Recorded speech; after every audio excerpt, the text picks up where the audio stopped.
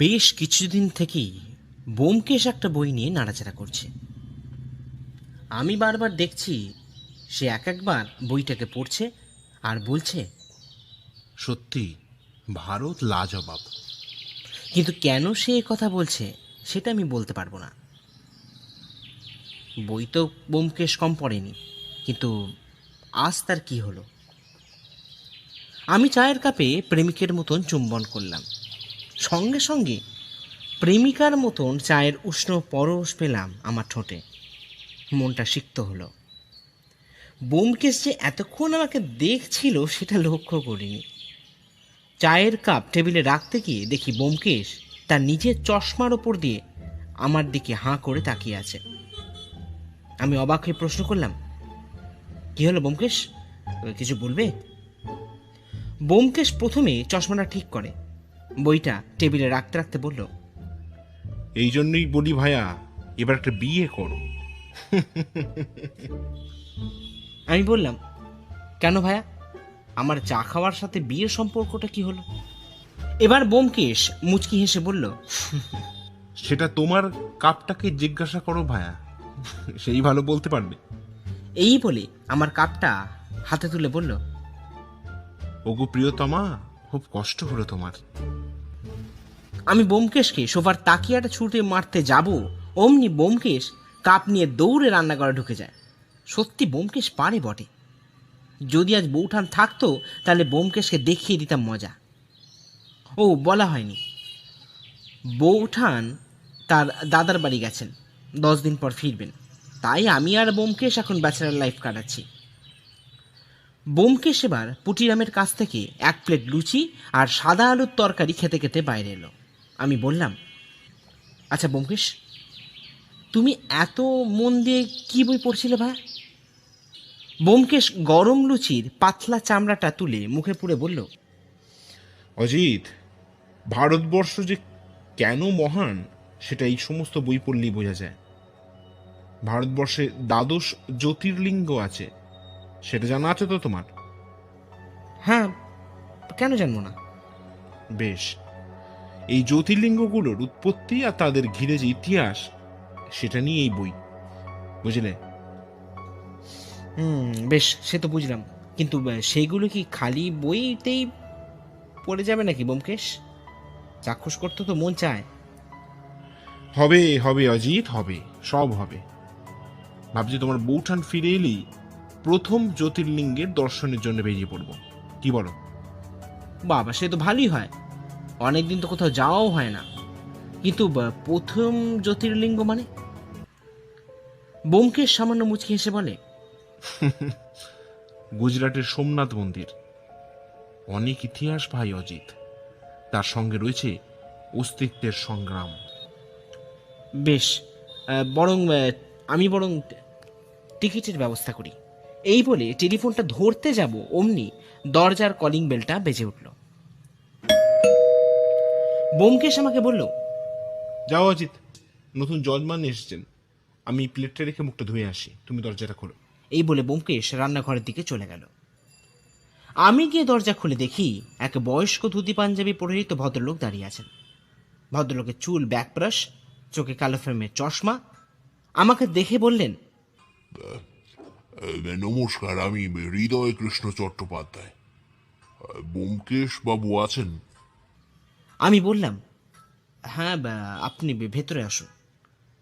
ভদ্রলোককে ভেতরে নিয়ে এসে চেয়ারে বসতে দিই। ভদ্রলোক চেয়ার কাছে টেনে বসতে যাবেন, এমন সময় ব্যোমকেশ ঘরে ঢুকে বলল, নমস্কার, গরিবের নাম ব্যোমকেশ বক্সী। ভদ্রলোক চেয়ারে না বসে এবার সিঁড়ে দাঁড়িয়ে উঠে বললেন, নমস্কার, আমি হৃদয় কৃষ্ণ চট্টোপাধ্যায়, দত্তপুকুরে থাকি।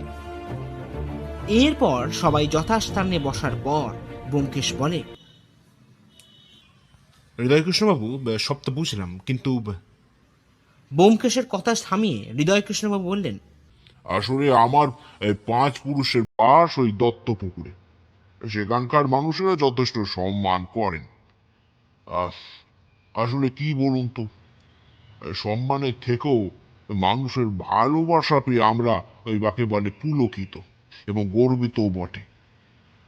আমার পূর্বপুরুষরা জমিদার ছিলেন, তাই বলতেই পারেন আমিও তথাকথিত জমিদার। ব্যোমকেশ এবার বলে, কিন্তু এই জমিদার মশাইয়ের সত্যান্বেষী দরকার হলো কেন হৃদয়কৃষ্ণবাবু? ভদ্রলোক কিছু বলতে যাবেন অমনি পুঁটিরাম চায়ের কাপ টেবিলের ওপর রাখল। আমি সবার হাতে কাপ তুলে দিতেই হৃদয়কৃষ্ণবাবু আবার বলতে শুরু করলেন। আসলে ব্যোমকেশ বাবু, এককালে আমাদের অবস্থা খুব ভালো ছিল, তবে ওটা খুব না বলে অত্যধিক বললেই ভালো হয়। কিন্তু সময়ের চাকা ঘোরার সঙ্গে সঙ্গেই আমাদের অবস্থার পরিবর্তন হয়। আর এখন তো এই বলে চুপ করে গেলেন হৃদয়কৃষ্ণবাবু। বেশ, সে তো বুঝলাম হৃদয়কৃষ্ণবাবু, কিন্তু ব্যাপারটা কি? দেখুন ব্যোমকেশ বাবু, অর্থনৈতিক অবস্থা পড়ে যাবার এমনিতেই খুব দুশ্চিন্তায় আছে। তার উপর আমার একমাত্র মেয়ের বিবাহ ঠিক হয়ে যায়। কোনো মতে সামান্য পড়ে থাকা জমিটুকু বিক্রি করে মেয়ের বিয়ের জোগাড় যন্ত্র করতে শুরু করে দিই। তো হঠাৎ করে বরের বাড়ির আবদার হয় একটা গাড়ির। এবার ব্যোমকেশ বেশ রেগে উঠে বলল, কিন্তু পণ চাওয়া তো অপরাধ হৃদয়কৃষ্ণবাবু। দেখুন, আহ, সেটা আমিও জানি, কিন্তু প্রথমত আমাদের বাড়ির একটা সুনাম আছে, আর নিয়ম কানুন আইনের খাতাতেই ভালো লাগে ব্যোমকেশ বাবু। ওসব রূপকথার গল্প মাত্র। তাই মেয়ের সুখের জন্য আমাকে এইটা মেনে নিতে হয়, আর তার জন্যই অর্থের খোঁজ করতে থাকি। এরপর অর্থের সন্ধানে আমি গোটা বাড়ি তন্ন তন্ন করে খুঁজতে থাকি যদি কিছু মূল্যবান জিনিস পাওয়া যায় কিনা। আর তারপরই তারপর কি হৃদয়কৃষ্ণবাবু? তারপর আমাদের সিন্দুকটা ভালো করে খুঁজতে থাকি, তাদের থাকা পুরাতন কাগজপত্র ভালো করে খুঁজতে থাকি। অবশেষে একটা জিনিস আমার চোখে পড়ে যায়। আমি লক্ষ্য করলাম হৃদয়কৃষ্ণবাবুর দু চোখে লোভেতে চকচক করে উঠল। এবার ব্যোমকেশ বলল, কি জিনিস হৃদয়কৃষ্ণবাবু? আম, একটা কাগজ। এই বলে ভদ্রলোক একটা কাগজের টুকরো ব্যোমকেশের হাতে দিল। ব্যোমকেশ সেটা দেখে আমার হাতে চালান করে দিল। আমি দেখলাম তাতে ছড়ার 4 লাইন লেখা আছে। পৃথিবী হেতায় উলট পুরাণ, চরণতলে পাবে মান, সোমনাথেতে করলে প্রণাম, পাবে জিনিস মূল্যবান। আমি লক্ষ্য করলাম ব্যোমকেশ নিজের ঠোঁটে আঙুল দিয়ে কি যেন ভাবছে। এবার আমি ব্যোমকেশকে কাগজটা ফেরত দিয়ে বলি, এ তো কোনো গুপ্তধনের সন্ধান মনে হচ্ছে। ব্যোমকেশ বলে, ভাইয়া, তাই তো লাগছে। তারপর হৃদয়কৃষ্ণবাবুর দিকে ফিরে বলে, আচ্ছা, আপনার কি মনে হয় হৃদয়কৃষ্ণবাবু?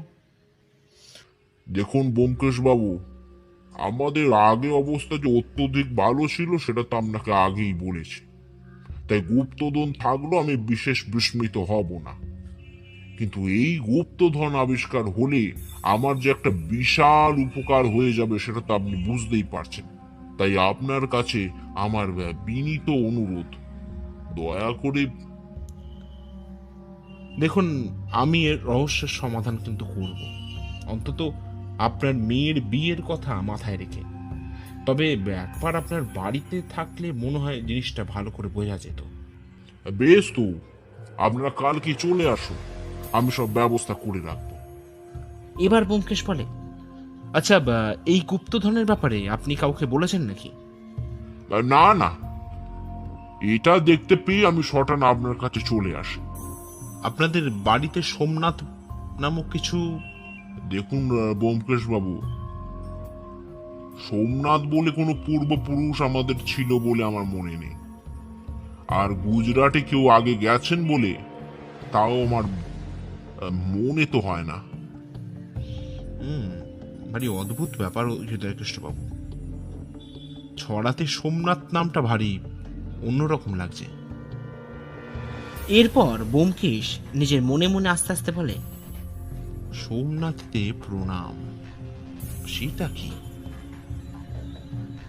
এবার ব্যোমকেশ প্রশ্ন করে, আচ্ছা হৃদয়কৃষ্ণ বাবু, আপনাদের বাড়িতে মহাদেবের কোনো মূর্তি বা ওই জাতীয় কিছু আছে? দেখুন, সাধারণ সমস্ত গৃহস্থ বাড়িতে দেবদেবীর মূর্তি তো থাকেই, পর থাকে তেমনই আমাদের বাড়িতেও আছে। বেশ, বুঝলাম। আপনি বরঞ্চ বাড়ি ফিরে যান, আমরা কাল আপনার বাড়িতে যাব। আসলে ওখানে না থাকলে ব্যাপারটা বোঝা একটু মুশকিল হয়ে যাবে। বেশ ব্যোমকেশ বাবু, আমি কাল সকালে গাড়ি পাঠিয়ে দেবো আপনাদের জন্য, আপনারা চলে আসবেন। এই বলে ভদ্রলোক চলে গেলেন। ব্যোমকেশ এবার নিজের চেয়ারে হেলান দিয়ে একটা সিগারেট ধরিয়ে বলল, অজিত, শান্তিতে আর থাকা গেল না ভায়া। আচ্ছা অজিত, তুমি কি বুঝছো ব্যাপারটা নিয়ে? আমি চেয়ারে বসে একটু ভেবে বললাম, দেখো ব্যোমকেশ, আমার এই ছড়া গুপ্তধন সবকিছুতেই একটা কেমন ছেলে মানুষই লাগছে। না না অজিত, এটা তুমি একেবারে, এই কথাটা তুমি বলতে পারো না। আর যতক্ষণ না বিষয়টা প্রমাণ হচ্ছে ততক্ষণ কি সমাধানের কথা বলা উচিত? বেশ, তুমি বরঞ্চ গোছগাছ করে নাও, আমি তোমার বৌঠানকে একটা ফোন করে আসি। এই বলে ব্যোমকেশ নিজের ঘরে চলে গেল। আমি ভাবছি, এ কেমন রহস্য সন্ধান করতে চলেছে ব্যোমকেশ। পরদিন সকাল 8টায় হৃদয়কৃষ্ণবাবুর গাড়ি চড়ে রওনা দিলাম দত্তপুকুরের উদ্দেশ্যে। যখন পৌঁছালাম তখন ঘড়িতে 10টা বেজে গেছে। গাড়ি বারান্দার সামনে গাড়ি থামতে আমরা নেমে পড়ি। তারপর ব্যোমকেশ আর আমি গোটা বাড়িটাকে ভালোভাবে দেখতে থাকি। এটা বাড়ি না বলে রাজবাড়ি বলাই ভালো, তবে এর ঐতিহ্য সে বহু আগেই ম্লান হয়ে গেছে, তা দেখলেই বোঝা যায়। চারিদিকে চুনসুর কি খসে পড়েছে, ইটের ফাঁকে ফাঁকে বট অশ্বত্থ বাড়ির এক দিকটা ঢেকে ফেলেছে। ব্যোমকেশ আমাকে বলল, ভায়া, হৃদয়কৃষ্ণবাবু যে ওনার অবস্থার কথা ঠিকই বলেছিলেন, এখন সেটা বোঝাই যাচ্ছে। আমি তখন বললাম, কিন্তু ব্যোমকেশ, এমত অবস্থায় গাড়ি ব্যবহারটা কি খুব একটা বিলাসিতা বলে তোমার মনে হয় না? তুমি ভুলে যাচ্ছ অজিত, অর্থের প্রাচুর্য কমলেও তার রক্তে কিন্তু জমিদারি। ব্যোমকেশের কথা থামাতে হলো, কারণ বাড়ির ভেতর থেকে হৃদয়কৃষ্ণবাবু বেরিয়ে আসছেন।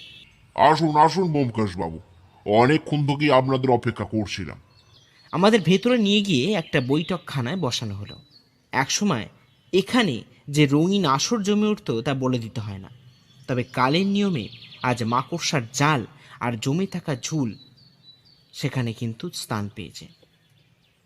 আমরা নিজেদের স্থান গ্রহণ করার পর হৃদয়কৃষ্ণবাবু বললেন, তাহলে ব্যোমকেশ বাবু, কালকের কথাটা কিছু ভাবলেন? ব্যোমকেশ একটা দীর্ঘশ্বাস ফেলে বলল, হৃদয়কৃষ্ণবাবু, এখনো কিছু ভাবতে পারিনি, তবে এটা বুঝতে পারছি ব্যাপারটা খুব একটা সুবিধার কিছু নয়। হঠাৎ বাড়ির এক চাকর চা নিয়ে ঘরে প্রবেশ করে। বৃদ্ধের বয়স 70-এর কাছাকাছি। চায়ের কাপ টেবিলে নামিয়ে রেখে সে চলে যায়। হৃদয়কৃষ্ণবাবু বলেন, ব্যোমকেশ বাবু, এই গুপ্তধন আবিষ্কার না হলে আমার মেয়ের বিবাহ যে কি হবে। এই বলে চুপ করে যান হৃদয়কৃষ্ণবাবু। ব্যোমকেশ বলে, দেখুন, আমি তো চেষ্টা করবই, যতই হোক এক কন্যার দানগ্রস্ত পিতাকে নিরাশ কিভাবে করি বলুন তো। বেশ, আপনারা বরঞ্চ নিজেদের ঘরে গিয়ে একটু বিশ্রাম করে নিন, তারপর নয় তদন্ত কাজ শুরু করবেন। এই বলে ভদ্রলোক তার চাকরকে হাঁক দিলেন। আমরা, মানে আমি, ব্যোমকেশ, হৃদয়কৃষ্ণবাবু চাকরের সঙ্গে দোতলায় এলাম। সেখানে একটা ঘরে আমাদের থাকার ব্যবস্থা করা হয়েছে। ব্যোমকেশ বিছানায় বসে বৃদ্ধ চাকরটিকে জিজ্ঞাসা করল, আপনার নাম কি? চাকরটা প্রথমে একটু চমকে ওঠে, তারপর নিজেকে সামলে বলেন, আগে ও বিরাম বাবু। বেশ, তা কত বছর কাজ করছেন এখানে? আমার বয়স যখন 10, তখন থেকে এই বাড়িতেই হই কাজ করছি বাবু। আমি জিজ্ঞাসা করলাম, বা তাহলে তো আপনি এ বাড়ির অনেক কিছু সঙ্গে জড়িত। জড়িত মানে? মানে সুখ দুঃখ। ও হ্যাঁ, হ্যাঁ তা তো আছি বাবু। বেশ, আপনার বরঞ্চ একটু বিশ্রাম করে নিন, আমি দুপুরের খাওয়ার হলে আপনাদের ডেকে নিয়ে যাব। এই বলে যেই উনি চলে যাবেন অমনি ব্যোমকেশ প্রশ্ন করে, আচ্ছা অভিরাম কাকা, এই বাড়িতে কি কেউ নেই? অভিরাম কাকাকে দেখলাম কেমন ঘাবড়ে গেলেন, তারপর আমাদের প্রশ্নের উত্তর না দিয়েই চলে গেলেন। ঘটনা এমনভাবে ঘটল যে আমরা অবাক হয়ে গেলাম।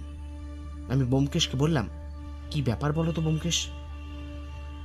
ব্যোমকেশ অভিরামে চলে যাওয়ার রাস্তার দিকে তীক্ষ্ণভাবে তাকিয়ে থেকে বলল, সেইটাই তো খটকা লাগছে অজিত। লক্ষ্য করলাম ব্যোমকেশে ভ্রু কুঁচকে গেছে। দুপুরে খাওয়া দাওয়া শেষ করে হৃদয়কৃষ্ণবাবু আমাদের সঙ্গে নিয়ে ঠাকুর ঘরটা ঘুরিয়ে দেখালেন। সেখানে আর 5টা বাড়ির মতোই লক্ষ্মী, নারায়ণ, শিব, দুর্গা, গণেশ প্রভৃতি দেবদেবীর মূর্তি আর ছবি রাখা আছে। ব্যোমকেশ একবার ভালো করে ঘুরে ফিরে দেখল, তারপর ওখান থেকে বেরিয়ে আমরা বৈঠকখানায় গিয়ে বসলাম। ব্যোমকেশ হৃদয়কৃষ্ণবাবুকে বললেন, হৃদয়কৃষ্ণবাবু, আপনাদের বাড়িতে কি লোকজন নেই? মানে আপনি তো বলেছিলেন বিয়ের ব্যাপার, তাই। না না ব্যোমকেশ বাবু, আসলে আমার মেয়ে গেছে মামার বাড়ি, আর বিয়ের তো সবে পাকা কথাই হয়েছে, তার মধ্যেই পণের ব্যাপার চলে আসায়।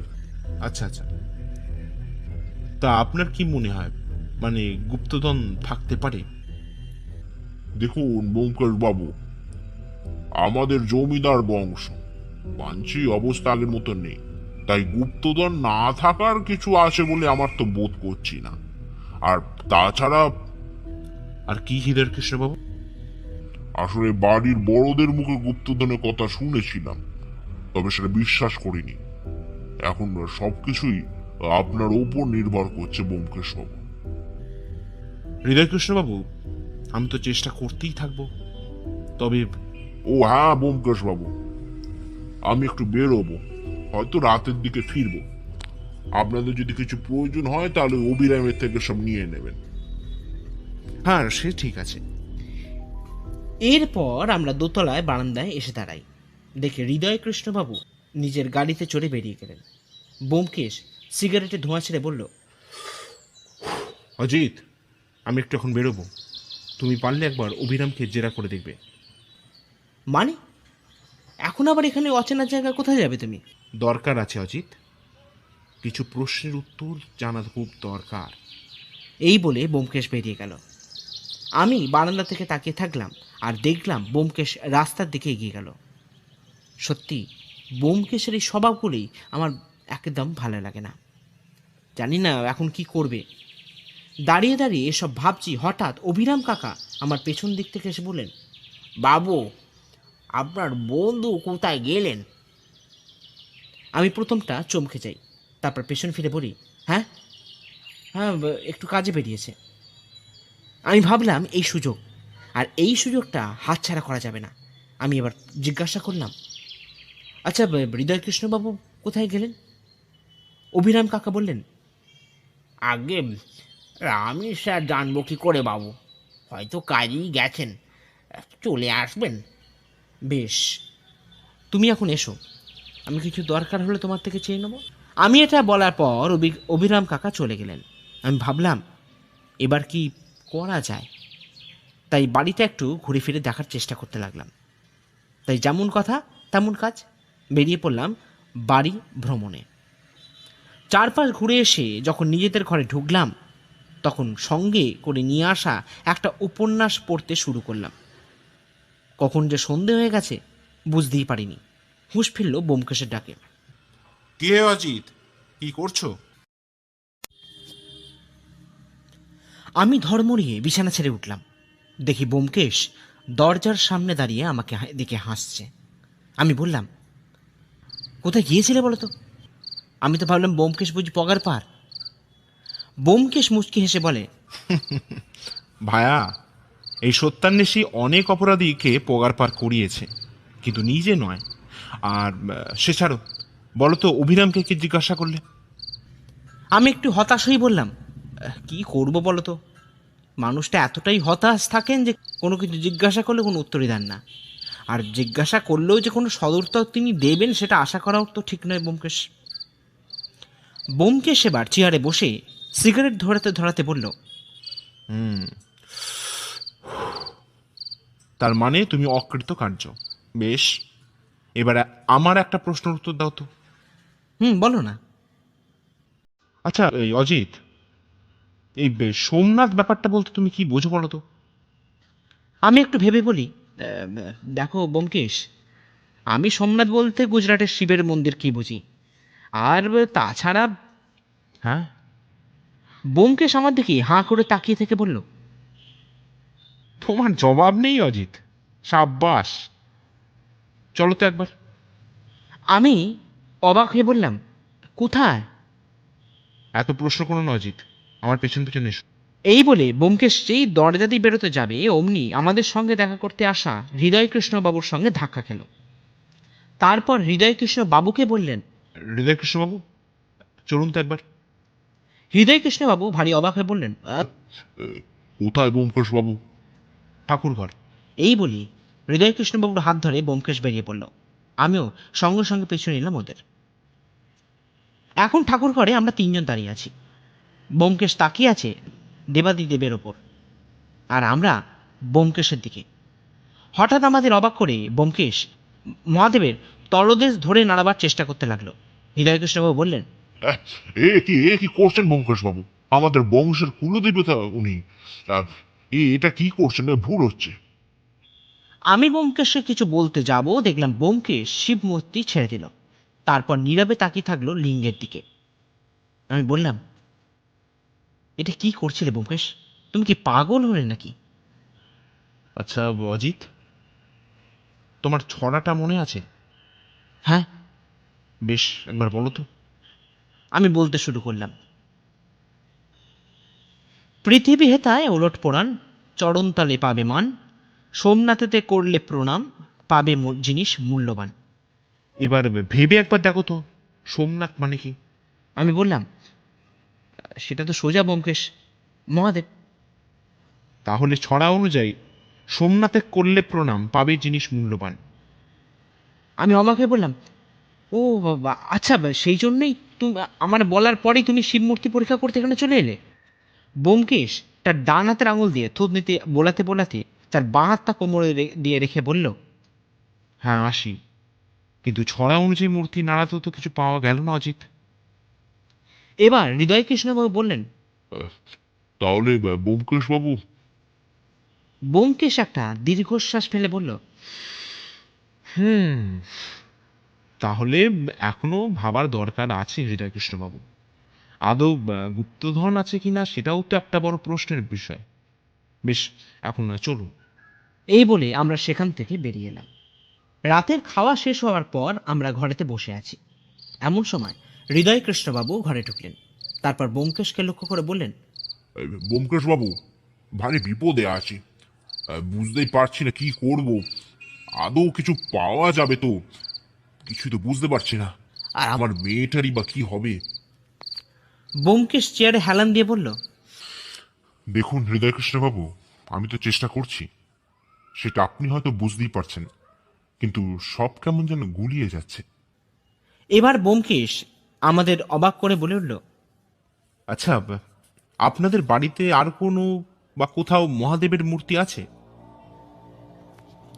হৃদয়কৃষ্ণবাবু একটু ভেবে বললেন, না ব্যোমকেশ বাবু, সেরকম তো আমার জানা নেই, তবে অভিরাম জানলেও জানতে পারে। বুঝতেই পারছেন, অভিরাম আমাদের বহুদিনের বৃত্ত। বেশ, আপনি বরঞ্চ একবার অভিরামকে ডেকে দিন, দেখি ওর সাথে কথা বলে যদি কিছু জানা যায়। হৃদয়কৃষ্ণবাবু একটু ভাবলেন, তারপর আবারও বললেন, ঠিক আছে, আপনি যখন বলছেন, দেখুন একবার চেষ্টা করে অবিরামের থেকে যদি কিছু জানতে পারেন, আমি ডেকে দিচ্ছি। এই বলে ভদ্রলোক বেরিয়ে গেলেন। মিনিট 10 পরেই দরজায় ধাক্কা। আমি বললাম, কে? বাইরে থেকে আওয়াজ এলো, আগে আমি অভিরাম বাবু। ব্যোমকেশ আমাকে তাড়াতাড়ি বলল। আমার কথার সঙ্গে সঙ্গে তাল মিলিয়ে যাবে অজিত। তারপর ব্যোমকেশ অভিরাম কাকাকে ঘরে নিয়ে আসলো। অভিরাম কাকা ঘরে আসতে ব্যোমকেশ একটা কাঠের চেয়ার এগিয়ে দিল। তারপর যে যার জায়গায় বসার পর ব্যোমকেশ প্রশ্ন করলো, আচ্ছা অবিরাম কাকা, আচ্ছা এই বাড়িতে আর কোনো মন্দির আছে? অভিরাম কাকা একটু অবাক হয়ে বললেন, আগে না বাবু। বেশ। আচ্ছা ঠাকুরঘর ছাড়া মহাদেবের কি আর কোনো মূর্তি এ বাড়িতে আছে? না, ওই মূর্তিটাই বহুদিন ধরে পূজা হয়ে আসছে বাবু। এছাড়া আর বাকি মূর্তিগুলো? শুনেছিলাম কর্তামশাইয়ের বাবা অনেক বড় তান্ত্রিক ছিলেন, আর তন্ত্রবিদ্যার অনেক কিছুই উনি জানতেন বাবু, আর ওনারাই সব স্থাপন করেন। আর এছাড়া আমি কিছু জানি না বাবু। ব্যোমকেশ এবার আমাকে অবাক হয়ে প্রশ্ন করে, আচ্ছা অজিত, হৃদয় কৃষ্ণবাবুর মেয়ে কবে গেছেন মামার বাড়ি? অভিরাম কাকা কিছুক্ষণ চুপ করে থাকলেন। আমি লক্ষ্য করলাম তিনি গল গল করে ঘামছেন। তাই দেখে আমি বললাম, কি হলো অভিরাম কাকা, আপনি কিছু বললেন না তো? আগে গত পরশু বাবু। ব্যোমকেশ এবার বলল, বেশ ঠিক আছে, আপনি এখন আসুন। অভিরাম কাকা চেয়ার ছেড়ে যখন বেরিয়ে যাবেন, হঠাৎ ব্যোমকেশকে বলে উঠলেন, বাবু, রামায়ণে সীতাহরণ হয়েছিল জানেন তো? তারপরে লঙ্কার পতন হয়, এবারও হবে বাবু। এই বলে বেরিয়ে গেলেন অভিরাম কাকা। আমি আর ব্যোমকেশ একে অপরের দিকে তাকালাম। ব্যাপারটা যে বেশ গুরুতর সেটা বোঝাই যাচ্ছে। ব্যোমকেশ আমাকে বলল, অজিত, সব গুলিয়ে যাচ্ছে ভাইয়া। একদিকে ছড়ার প্যাঁচ আর অন্যদিকে এই অভিরামের বাণী। তবে একটা কথা ভালোই বুঝতে পারছি না, ছাড়ো। এই বলে ব্যোমকেশ জানলার দিকে মুখ করে একটা সিগারেট ধরালো। চারিদিকে নিস্তব্ধতা আর ঝিঝি পোকার ডাক গোটা ব্যাপারটাকে আরো বেশি রহস্যময় করে তুলেছে। ব্যোমকেশকে দেখলাম জানালা দিয়ে দূরের দিকে তাকিয়ে থাকতে আর বিড়বিড় করে কিসব বলতে। আমি ভালোই ভালোই বুঝতে পারছি ব্যোমকেশ এবার কাবু হয়ে পড়েছে। হঠাৎ আমার হুঁশ ফুলল ব্যোমকেশের গলার আওয়াজে। অজিত, নাত মানে কি বলতো? আমি অবাক হয়ে বললাম, কি সব বলছো ব্যোমকেশ? এবার ব্যোমকেশ সিগারেটটা জানলা দিয়ে ছুঁড়ে ফেলে আমার কাছে এসে বলল, আরে বলোই না, নাত মানে কি? আমি বললাম, পালক, রক্ষক, শাসক, এরকম কিছু হবে। কিন্তু কেন ব্যোমকেশ? আর কিছু মনে পড়ছে অজিত? দাঁড়ান, হ্যাঁ, অধিপতি। ব্যোমকেশ এবার আমার মুখের কথা টেনে নিয়ে বলল, হ্যাঁ অজিত, অধিপতি। এবার বলো তো, সংস্কৃত অধিপতি কথার অর্থ কি? আমি অবাক হয়ে বললাম, ভাইয়া, আমি বাংলায় গল্প লিখি, স্কুলে থাকতেও পড়েছিলাম সংস্কৃত, তবে এখন তো আর মনে নেই। বেশ, তাহলে শোনো। অধিপতি সংস্কৃত ধাতু অধিশয় আর পতি থেকে এসেছে, যার বাংলা মানে লালন করা আর পালন করা। আর সোম মানে তো তুমি জানো, চাঁদ। তাহলে কি দাঁড়ালো অজিত? আমি কৌতুক হয়ে বললাম, মানে চাঁদকে যিনি লালন পালন করেন? একদম অজিত। এবার প্রশ্ন হলো, চাঁদকে লালন পালন করেন কে? আমি বললাম, মহাদেব। কিন্তু ভাইয়া, মহাদেবকে তো পরীক্ষা করে দেখলাম, কিছু তো বেরোলো না। তবে আমি এবার একটা মস্ত বড় হাই তুলে বলি, তুমি বরঞ্চ ভাবো হে, আমার বড় ঘুম পেয়েছে। এই বলে আমি শুয়ে পড়ি। ব্যোমকেশ তখনও ইজি চেয়ারে বসে কিসব ভেবে চলেছে। সকালে ঘুম ভাঙলো ব্যোমকেশের ডাকে। অজিত, অজিত ওঠো, আমি বেরোলাম, আসতে দেরি হবে, আর চিন্তা করো না। আমি হকচকিয়ে বিছানা থেকে উঠে বসতে বসতেই দেখি ব্যোমকেশ বেরিয়ে গেল। তার মানে কিছু আলোর কিরণ ধরা দিয়েছে ব্যোমকেশের মনে, তবে আসার কারণটা কি সেটা জানা নেই। ব্যোমকেশ চিন্তা না করতে বলে গেলেও আমার মনে কিন্তু প্রশ্নের পাহাড় জমা হচ্ছে, আর এই প্রশ্নগুলোর উত্তর না পাওয়া অবধি আমার শান্তি নেই। এখন সকাল 10টা বেজে যাচ্ছে। আমি ব্রেকফাস্ট শেষ করে বাগানের চেয়ারে বসে আছি আর আমার নতুন উপন্যাসটা লেখার চেষ্টা করছি। 2 লাইন লিখছি আর একবার করে ভেবে চলেছি ব্যোমকেশ কি করছে। এমন সময় পেছন থেকে হৃদয় কৃষ্ণবাবুর গলার আওয়াজ পেলাম। কি অজিত বাবু, আপনার বন্ধুটি কোথায় গেলেন? জানি না, আসলে বোমকেশ সব কাজের কথা আমাকে বলে না, আর আমিও জিজ্ঞাসা করি না। তবে চিন্তা একটা লেগেই থাকে বলতে পারেন। হ্যাঁ, তা তো থাকবেই। আসলে আমিও খুব চিন্তায় আছি অজিত বাবু। মেয়েটার বিয়েটা ভালো ভালো দিতে পারলে আমি বাঁচি, তারপর কাশিবাসী হব। আমি অবাক হয়ে বলি, সে কি? হ্যাঁ, যাক সেসব কথা। আপনার কিছু দরকার হলে অবিরামকে বলবেন। আমি একটু কাজে বাইরে যাব, দুপুরের মধ্যে চলে আসবো। এই বলে ভদ্রলোক চলে গেলেন। দুপুরে খাওয়া দাওয়া শেষ করে লম্বা একটা ভাত ঘুম সেরে যখন বিকালে চা পান করছি, তখন বোমকেশ ঘরে ঢুকল। আমি কেউ জিজ্ঞাসা করতে যাব, বোমকেশ বলে উঠল, অজিত, সোম মানে চাঁদ, তাই না? আমি অবাক হয়ে বললাম, হ্যাঁ তাই তো। না অজিত। আমার দিকে তীক্ষ্ণ দৃষ্টি রেখে বলল বোমকেশ, না। তাহলে? জ্যোতিষশাস্ত্র মানো অজিত, জ্যোতিষশাস্ত্র। মানে? হ্যাঁ অজিত, জ্যোতিষ। কিন্তু জ্যোতিষ কেন ভাইয়া? আচ্ছা বলো তো, জ্যোতিষ শাস্ত্র অনুসারে মনের কারক গ্রহ কি? আমি প্রথমটা ভাবলো, পরে বোমকেশকে বলি, কিছু মনে করো না বোমকেশ, আমি আসলে এসব বিষয়ে খুব একটা পারদর্শী নই, তাই তুমি যদি। বেশ, শোনো। মনের কারক গ্রহ হলো চাঁদ বা চন্দ্র। আর চন্দ্রের অধিষ্ঠাত্রী দেবতা কে জানো তো? কে বোমকেশ? বোমকেশ এবার চেয়ারে হেলান দিয়ে হাত দুটো মাথায় তুলে চোখ বুঝল, তারপর বলল, না ছাড়ো হে, পরে দেখতে পাবে। আপাতত কাল সকালে রহস্যের পর্দা উন্মোচন হবে। এই বলে বোমকেশ চুপ করে গেল।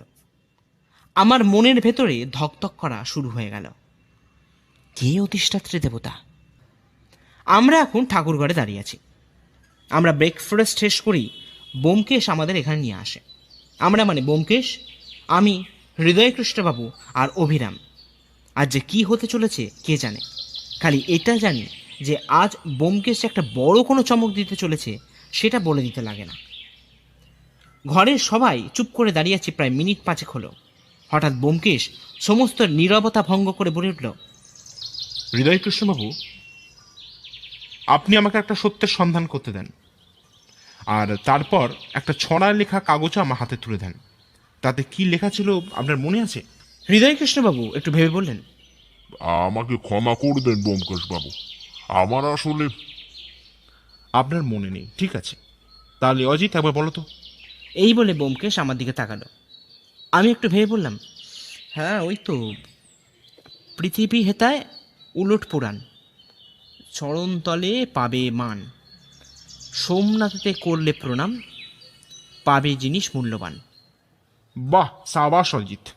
এই বলে বোমকেশ আবারও হৃদয়কৃষ্ণবাবুর দিকে ফিরল, তারপর বলল, দেখুন হৃদয় কৃষ্ণবাবু, এই ছড়াটা নিয়ে আমি বেশ চিন্তিত হয়ে পড়ি। প্রথমত, আপনার মেয়ের বিয়ের একটা চাপ, তার উপর ছড়ার মর্মার্থ। তবে এই চাপের হাত থেকে আমাকে উদ্ধার করেন অবিরাম কাকা। হৃদয়কৃষ্ণবাবু অবাক হয়ে বললেন, অভিরাম? হ্যাঁ, আসলে গতকাল রাতে উনি কথায় কথায় বলেন আপনার কোনো এক পূর্বপুরুষ তন্ত্র সাধনায় লীন ছিলেন, আর তারপরেই আমি ছড়াটার মানে বুঝে ফেলি। তাহলে ব্যোমকেশ বাবু আর দেরি কেন? তাড়াতাড়ি গুপ্তধনটা বার করুন।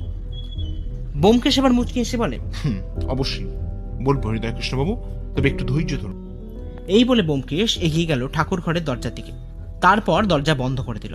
আমি বললাম, কি করছো বোমকেশ? না না অজিত, এখন কোনো কথা নয়। এখন যা কথা বলবো আমি, কারণ গল্পের হিরো কিন্তু এখন এই সত্যান্বেষী। আমি লক্ষ্য করলাম বোমকেশ বারবার ঘড়ি দেখতে লাগলো, তবে কারণটা কি সেটা জানি না। আর এখন যা পরিস্থিতি, তাতে বোমকেশকে জিজ্ঞাসা করলো কোনো সদুত্তর পাওয়া যাবে না। বোমকেশ এবার এগিয়ে ঝুঁকে পড়ে মহাদেবের মূর্তিটা ভালো করে দেখতে দেখতে বলল, হৃদয় কৃষ্ণবাবু, আচ্ছা এই সোমনাথ বলতে আপনার মাথায় প্রথম কি আসে? হৃদয়কৃষ্ণবাবু বললেন,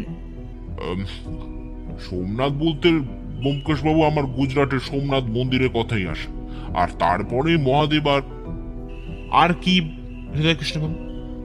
আর হ্যাঁ, স্কুলে আমার এক সোমনাথ বলে বন্ধু ছিল, তার কথাও মনে পড়ে ব্যোমকেশ বাবু। আর কিছু হৃদয়কৃষ্ণবাবু? হৃদয়কৃষ্ণবাবু আবার একটু ভেবে বললেন, না ব্যোমকেশ বাবু, আর তো তেমন কিছু মনে পড়ছে না। বেশ। আচ্ছা, আপনারা জ্যোতিষে বিশ্বাস করেন? হ্যাঁ আছে, তবে সেরকম ভাবে নয়। কিন্তু কেন বলুন তো? এবার ব্যোমকেশ মহাদেবের পাশে রাখা শ্রীকৃষ্ণের মূর্তির সামনে গিয়ে দাঁড়ায়। তারপর ঝুঁকে পড়ে কি সব দেখতে লাগে। এরপর সিধে হয়ে দাঁড়িয়ে বলে, আচ্ছা অজিত, তোমাকে মনের কারক গ্রহের কথা বলেছিলাম, মনে আছে এখন? আমি একটু ভেবে বলি, হ্যাঁ বলেছিলে তো, এই চন্দ্র। খুব ভালো অজিত। আর তার অধিষ্ঠাত্রী দেবতার কথা বলেছিলাম না? হ্যাঁ বলেছিলেন, কিন্তু কোন সে দেবতা সেটা তো বলনি। এবার হৃদয়কৃষ্ণবাবু একটু বিরক্ত হয়ে বললেন, কি সব যা তা বলছেন বলুন তো ব্যোমকেশ বাবু? এটা কি খেলার ময়দান নাকি? আর এটা কি আপনার সময় হলো ওইসব বলার? দেখুন হৃদয়কৃষ্ণবাবু, খেলার সময় কোনটা সেটা একটু পরেই বুঝতে পারবেন। এরপর আমার দিকে ফিরে বলল, অজিত, মনের অধিষ্ঠাত্রী দেবতা হলেন শ্রীকৃষ্ণ, বুঝলে? আমি তো অবাক। আমি বললাম, তার মানে ব্যোমকেশ? হ্যাঁ, ঠিকই ধরেছ অজিত। গুপ্তধন আশা করি। এবার ছড়াটা প্রথম থেকে বলো তো। আমি বলতে লাগলাম, পৃথিবী হেতায় উলট পুরাণ, চরণতালে পাবে মান। তার মানে অজিত, পৃথিবী সূর্যের চারিদিকে ঘড়ির কাঁটার দিক বরাবর ঘোরে। আর চরণতল মানে? এরপর আমাকে বলে, আর দ্বিতীয় ভাগটা অজিত? আমি বললাম, সোমনাথেতে করলে প্রণাম, পাবে জিনিস মূল্যবান। তার মানে কি দাঁড়াচ্ছে? এই বলে ব্যোমকেশ শ্রীকৃষ্ণের মূর্তির পা ধরে ঘড়ির কাঁটার বিপরীত দিকে ঘোরাবার চেষ্টা করতে থাকে। আর তারপরে যেটা ঘটে গেল সেটা অবিশ্বাস্য ব্যাপার।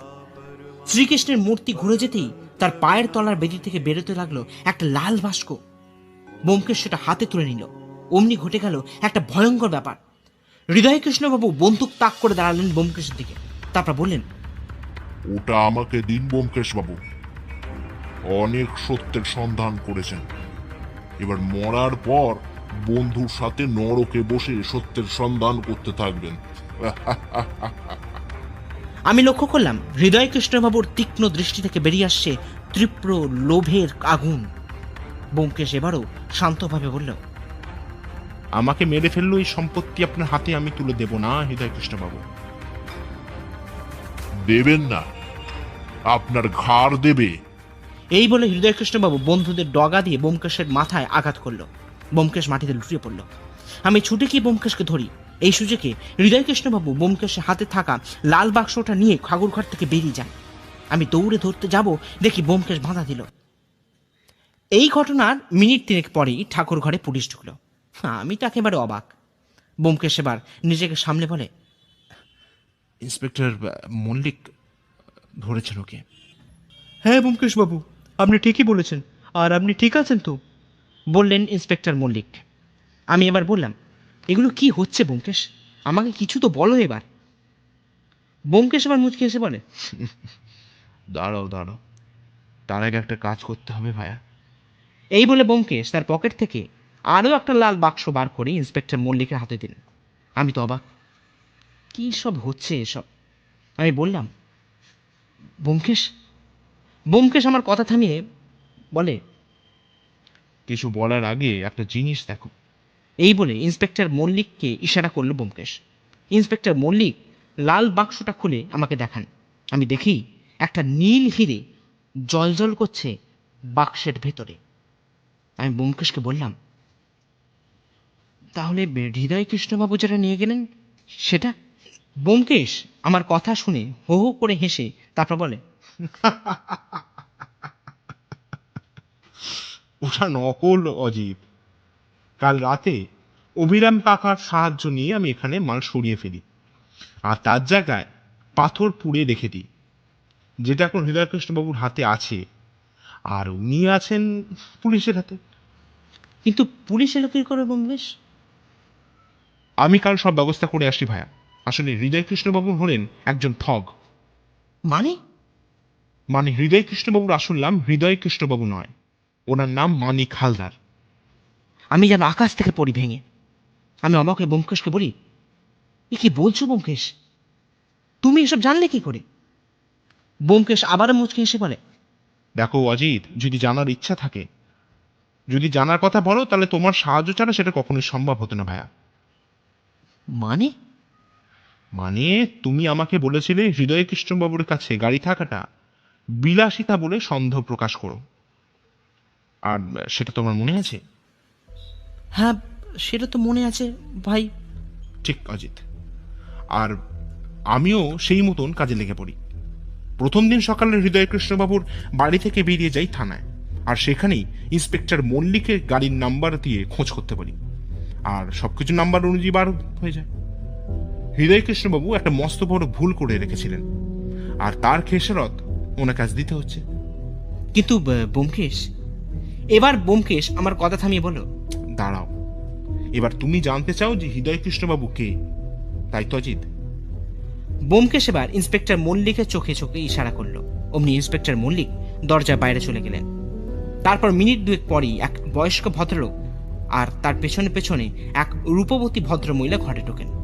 ব্যোমকেশ এবার বলে, অজিত, ইনি হলেন হৃদয় কৃষ্ণবাবু আর ওনার মেয়ে লাবণ্য। আমি হাত জড়ো করে নমস্কার জানালাম, কিন্তু আমার চোখ বারে বারে মহিলার সৌন্দর্যের দিকে ধাবমান হচ্ছিল। আমি আর ব্যোমকেশ এখন রাস্তা দিয়ে হাঁটতে হাঁটতে চলেছি। আমি এবার ব্যোমকেশকে যেতে যেতে জিজ্ঞাসা করলাম, আচ্ছা ব্যোমকেশ, সব তো বুঝলাম, কিন্তু নীল পাথরটা কি হলো?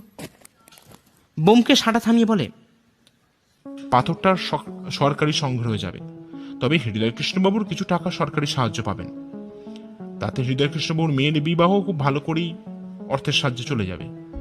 আর এবার ব্যোমকেশ মুচকে এসে বলে, তবে হৃদয় কৃষ্ণবাবুর মেয়েটি বেশ লক্ষ্মীমন্ত, কি বলো অজিত?